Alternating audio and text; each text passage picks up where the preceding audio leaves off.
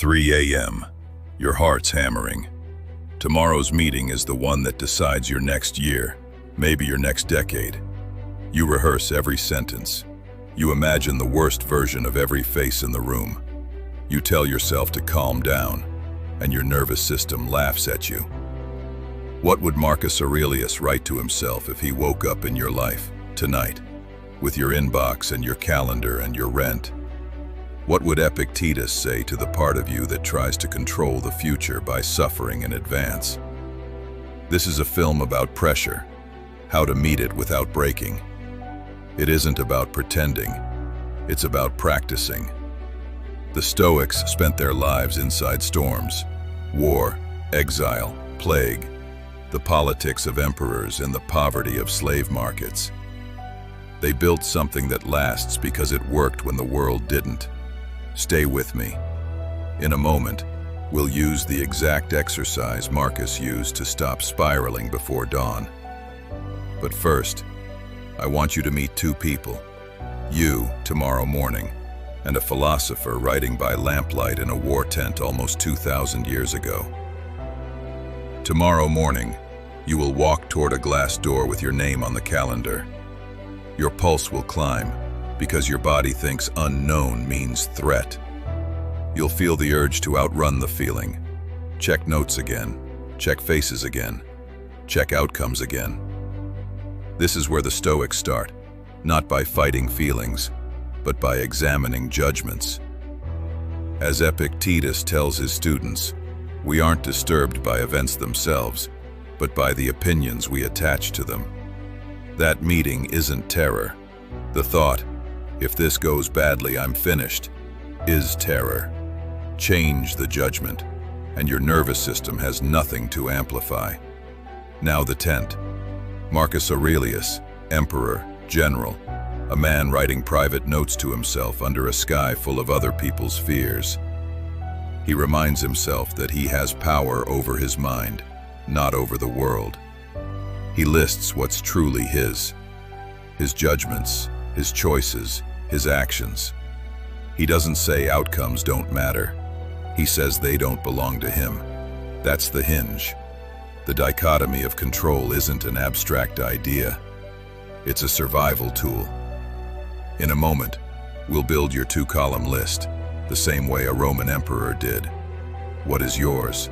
What is not? But first, a story of a different kind of pressure.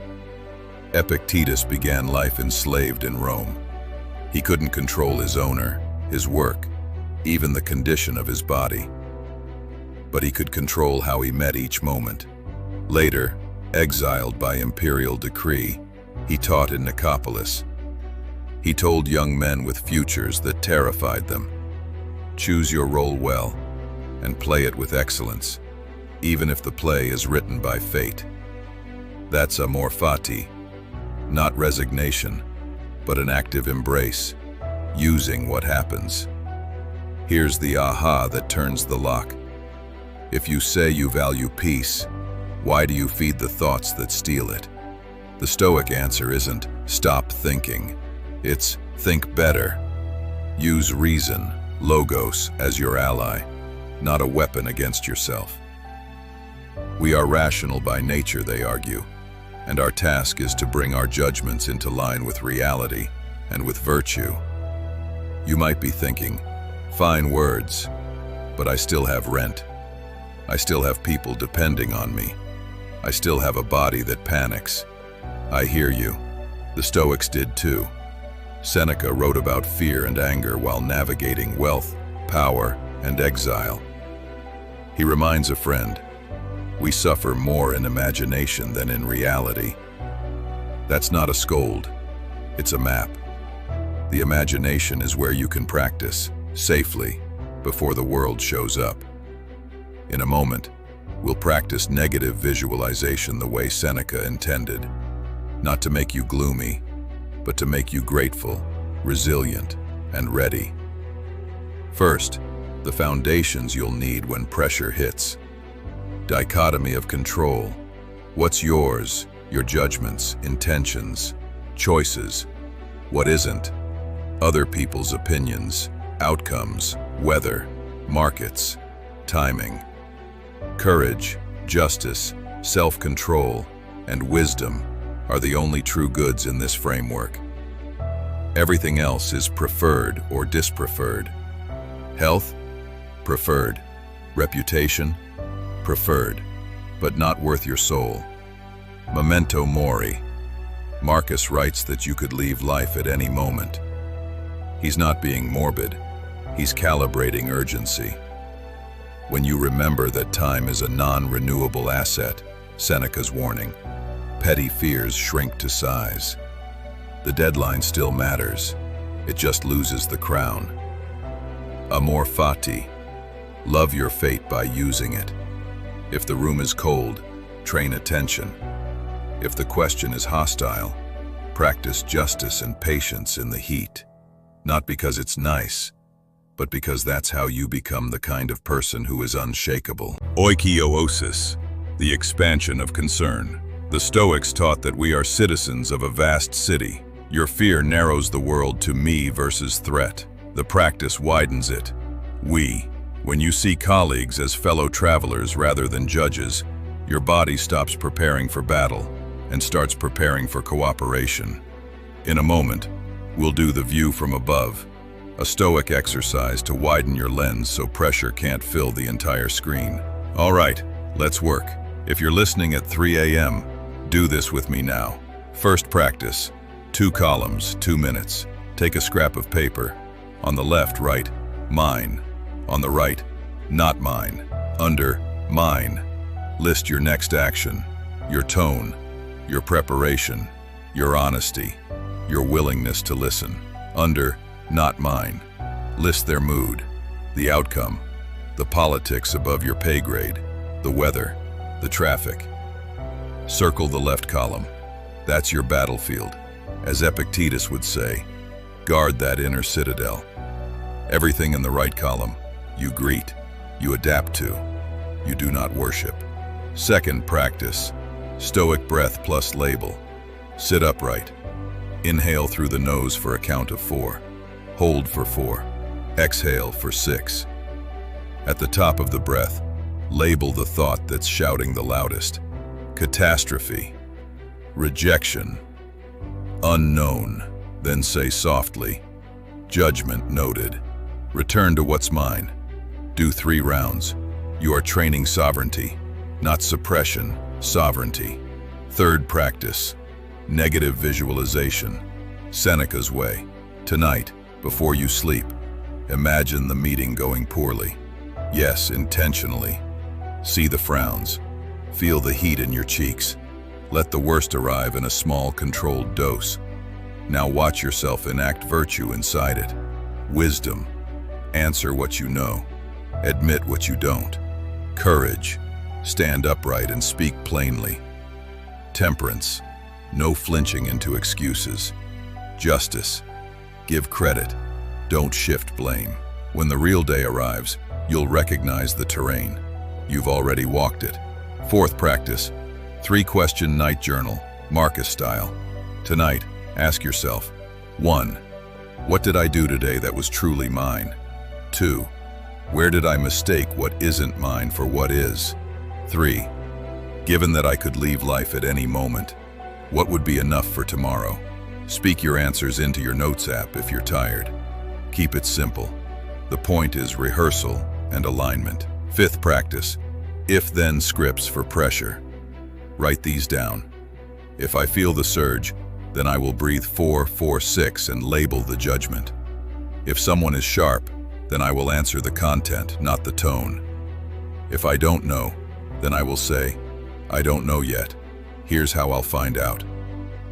If the outcome is uncertain, then I will return to my 2 columns and take the next action in the left one. In a moment, we'll do the view from above. But first, a word to the part of you that is tired of being ambushed by your own thoughts. You are not weak because you feel fear. You are human. The Stoics never promised a life without adrenaline. They promised the dignity of meeting adrenaline with skill. This is why it's worth trying.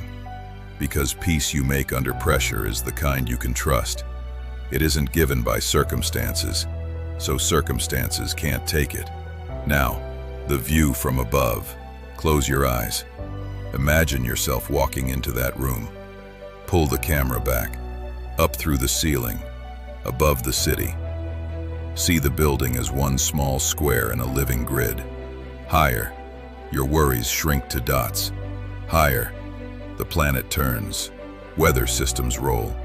Ships cross oceans. Marcus tells himself to take this view often. You, and the thing you fear, are parts of a whole rational order. When you come back down, bring the calm with you. There's a test here. If you say you value wisdom, courage, justice, and temperance, will you reach for them when it costs you? When a mistake is yours? When silence would be safer? When it would be easier to impress than to be honest? Pressure reveals what you worship. Choose well. Let's connect the dots. Before the Stoic lens, pressure feels like a verdict waiting to happen. You're a defendant in a courtroom where every raised eyebrow is a sentence. After the Stoic lens, pressure becomes a training field. You're an athlete in a gym. The weights are heavy, yes, and precisely because they are heavy, you grow. Before, you tried to control outcomes. After, you control your preparation and your response. Before, you lived at the mercy of strangers' moods. After, you see colleagues as fellow citizens under the same sky. Before, time was something to kill or fill. After, time is something you steward because you remember it ends. Is tired of being ambushed by your own thoughts. You are not weak because you feel fear. You are human. The Stoics never promised a life without adrenaline. They promised the dignity of meeting adrenaline with skill. This is why it's worth trying, because peace you make under pressure is the kind you can trust. It isn't given by circumstances, so circumstances can't take it. Now, the view from above. Close your eyes. Imagine yourself walking into that room. Pull the camera back, up through the ceiling, above the city. See the building as one small square in a living grid. Higher, your worries shrink to dots.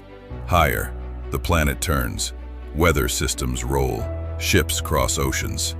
Marcus tells himself to take this view often. You, and the thing you fear, are parts of a whole rational order. When you come back down, bring the calm with you. There's a test here.